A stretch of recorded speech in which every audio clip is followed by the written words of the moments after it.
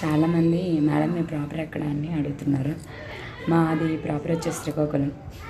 అంటే శ్రీకాకుళం అని కానీ మీరు మైండ్లో బ్లైండ్గా ఫిక్స్ అయ్యారు కదా, అంటే ఇలా మాట్లాడతారని.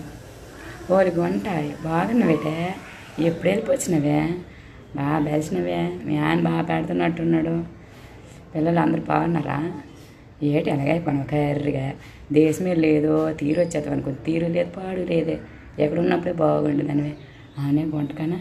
కనీసం మేము ఎప్పుడైనా గుర్తొస్తున్నామే నీకెందుకు గుర్తొస్తాంలాయే అది. కానీ అందరూ అలా మాట్లాడరబ్బా, మేము ఇలానే మాట్లాడతాం. కాకపోతే వ్యూస్ పెంచడం కోసమో లేదంటే మిమ్మల్ని నవ్వించడం కోసమో అట్లా మాట్లాడుతుంటారు. బయట ఏమో అట్లా మాట్లాడరు అందరూ.